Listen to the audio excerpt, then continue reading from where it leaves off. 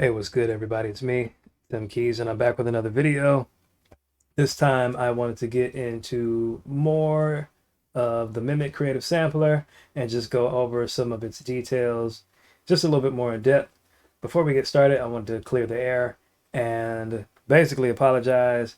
Shout out to Blessed G Beats or Blessed by G Beats, because when I read his comments on YouTube, that was a key indication of letting me know I was using the wrong version of Reason. And so when I recognized that no one else had access to the unicorn, I took down that video because that is not out at this point in the game. And I want to be inspired by these companies. I do not want to put myself in a bad potential relationship with any of these companies. So that being said, let's get started. So the last video I did more of just a basic overview of some of the features of the Mimic sampler. In this video, I kind of want to get a little bit more in depth into its strengths and its weaknesses. And I'm going to delete these and start from scratch. So yeah, basically the Mimic is, the new kid on the block for Reason native devices, and it kind of addresses some of the missing components compared to its competition, and that Mimic is basically like a one-stop shop when it comes to samplers. It can handle pitch and do a one-shot mode. You can do slices and drum breaks. You have the multi-slots and the multi-pitch, and you have up to 8 different slots that you can utilize to do either multi-slot or a multi-pitch. And so what I'm going to do real quick is I'm going to throw in a couple of loops and show you some more of its strengths and its limitations, and probably talk a little bit more about how it compares to some of your native samplers like Simpler, Sampler, and Ableton, and Sampler and Bitwig, and some of the samplers in FL Studio. All right, so I'm going to go to my loops, go to my Spicy Sundays kit. Shout out to MG the Future and CMP. They had some very good content on that channel. So now, again, depending on what you pick, it will automatically go into detecting the sensitivity. So, for example, in this case, it has picked up a lot of potential transients.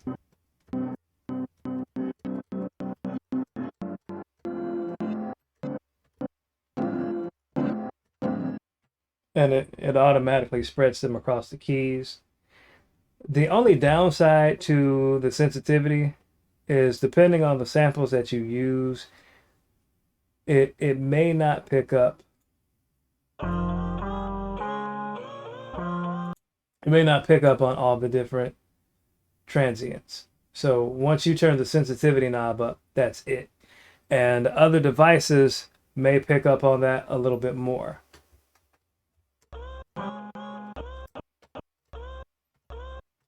What you can do, you can adjust the markers. So depending on where you hit the key, will change the position of where the sample starts. What you cannot do in this device out the gate is it does not handle Rex files. And I'll show you that real quick. I'll just throw in, if you try to throw a Rex file in here, it's going to change the device to the Octo-Rex player. So that's one drawback. So now I just have my... So it does not handle Rex files well. This is basically for you to take drums or whatever samples you have and re-chop them up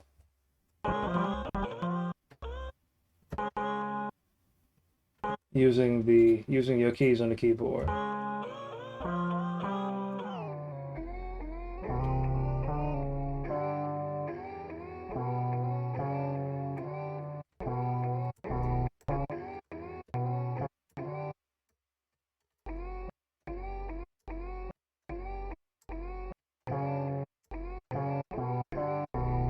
So that's basically with that. If I took drum loops, it would be the exact same thing. I'll throw that in real quick and show you. I got my loops again. This time we're gonna throw in free and dirty drum breaks.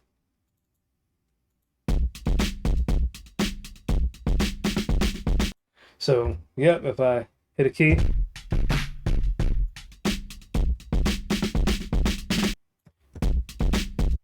but what's nice is, you can adjust the semitones.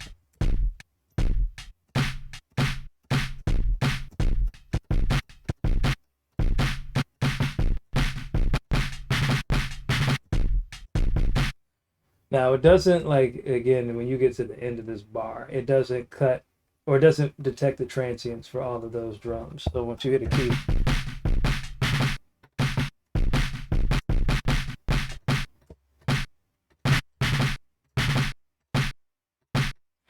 so there's that. But, you know, you get, I ain't gonna say you get what you get. You do have the option of creating the chops, adjusting the semitones, and essentially taking everything here and rearranging the chops in your own way and have the noise effect is a nice deal. And you can do stuff like adjust the timing, doing the time stretch. You'll really see the difference in more like a pitch.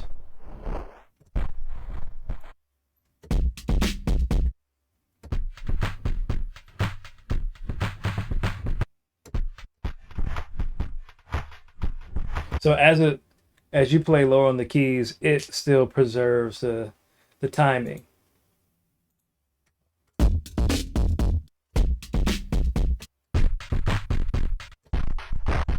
And all of them yield a different texture. So this is nice if you're using a loop, a drum break, something like that. It'll handle this pretty well. It would be nice if you had more, you could actually adjust the sensitivity knob. It's not a big issue because you got to remember you can still take riffs and loops and throw them into the sequencer and you can adjust the sensitivity. I think you can adjust the sensitivity that way. So that is another option. And you can still work with your drum breaks right in the sequencer. So this is just another way to do it. The beauty of this is you don't have to take your sample like in the last video I showed. You don't have to do so many steps. You can just throw your sample straight in. Using wavetables, I got my own wavetables. It would depend on the sound source and what you're using. So let's try a different one. Now I'm here. You're using a wavetable. Make sure you set everything to loop and make sure you adjust the length. I have found for wavetables, oddly enough, that it's easier to use it in tape mode, which is kind of weird because in other devices, like if I was using Ableton Simpler or Bitwig Sampler, then it's the opposite. Like you wouldn't leave it in tape mode. You would put it to one of the time stretch modes and you can get more life out of the wavetable. But that's fine. It does work. You'll notice that the note that I'm playing the key of C on my laptop, but not on my laptop, on my controller. Pardon me. But this is clearly not the key of C3. So it's not registering the root note very well. Hopefully they can adjust that.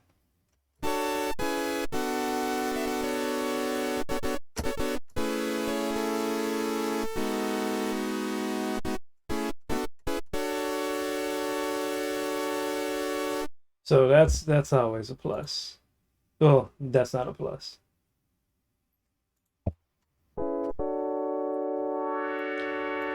You get your filters.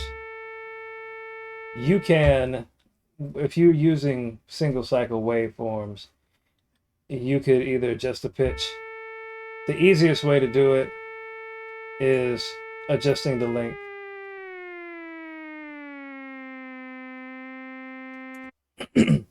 Because as you adjust the length, the longer your waveform, the slower the cycle is, and then thus the lower the tone. The higher your waveform, or pardon me, the shorter the waveform, the higher the pitch will be because you're dealing with traveling speeds and frequencies and all that. Good and boring jazz.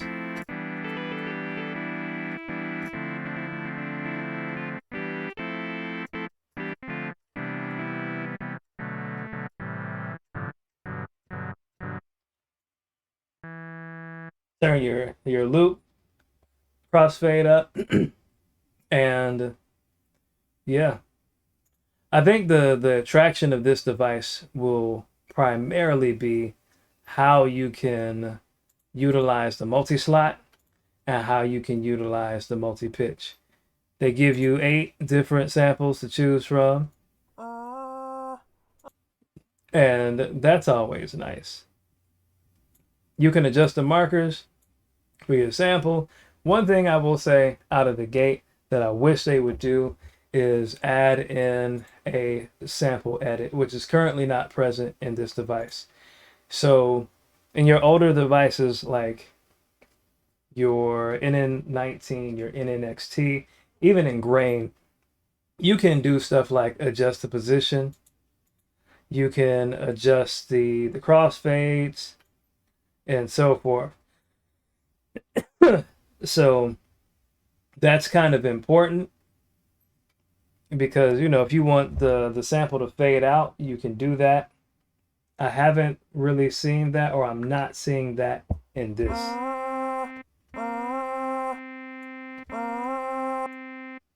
Hit the loop. You kind of do it here with the loop, the crossfade. So that's how they reconcile that.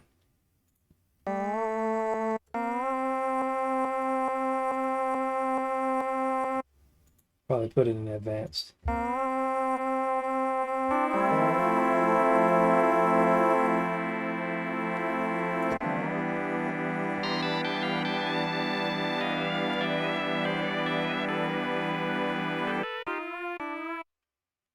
Take your vocals and put it in vocal.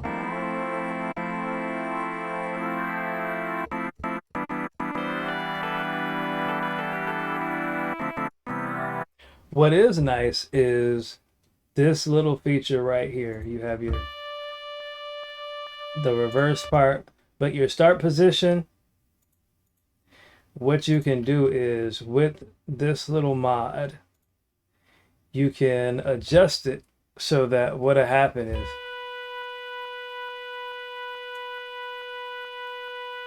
or at least I thought would have happened. Nope, it didn't. Nope. Apparently that's not a thing.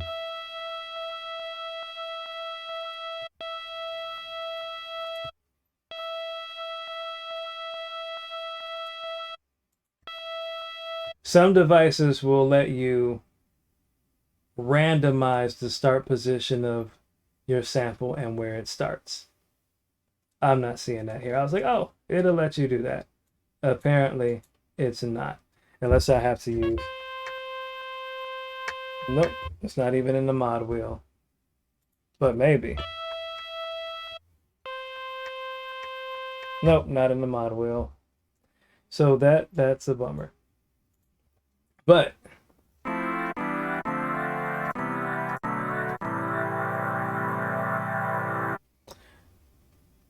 let's see, what do I have here?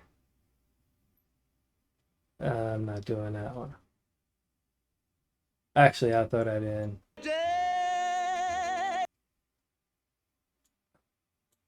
Throw that in. You can, if you click on the sample and then move your cursor up and down, it'll give you more of a waveform that you can work with.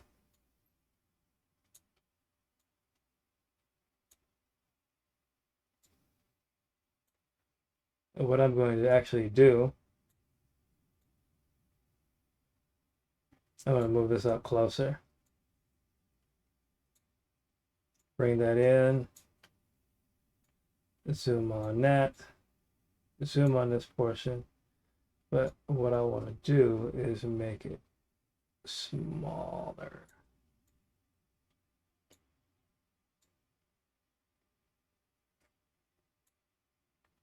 So now I'm taking a portion of a sample. And yep, I'm going to loop it, set my loop length, put it on crossfade. Oh God. So if I had kept it longer to play the whole sample,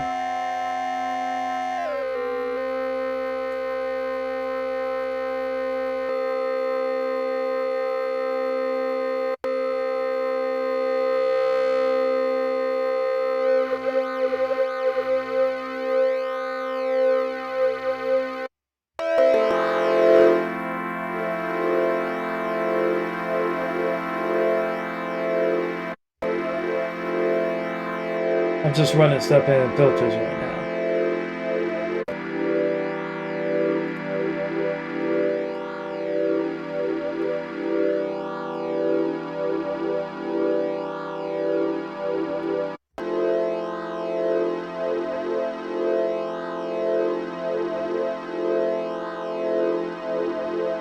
There we go.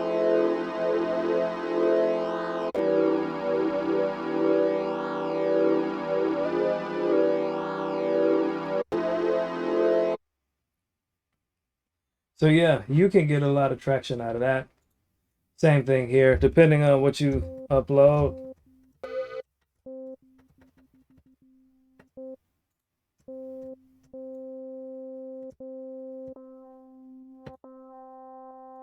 Depending on what you upload, you can spread these in multi-sample or a multi-slot. Each of your 8 slots corresponds to the 8 keys on the keyboard. So if you got chops in one key and then patch in another key, you can do all of that and split them up. So there's that. You get your drum breaks. If you wanted to, because this came up like, all right, if you wanted to have a Rex file and your heart was sold on the Rex files and you wanted to do it the way I'm about to show you, you could essentially open up an empty slot, put it in slicer mode. I'm going to go to my drums and see if I can find my loops.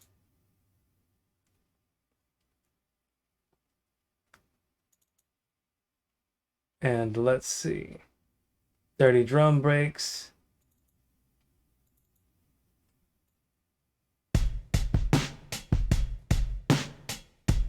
All right.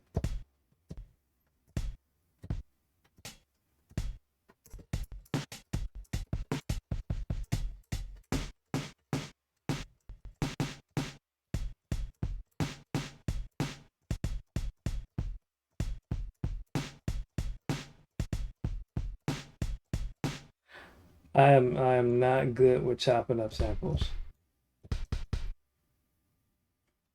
But, you would go in, you would upload your drum kit or your loops, set it up how you like, and then I'm just going to play it out in the sequencer.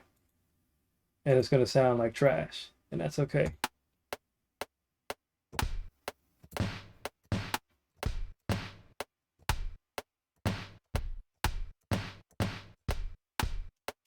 Told you it's going to sound like trash, but that's not the point.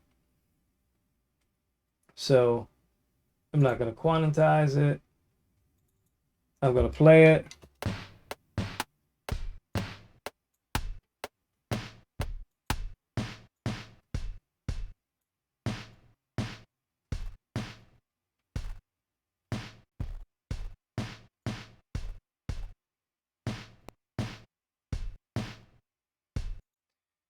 So yeah, now that I've done that, what you would do is just you take the information, you bounce it in place, normalize the clips, make it bigger,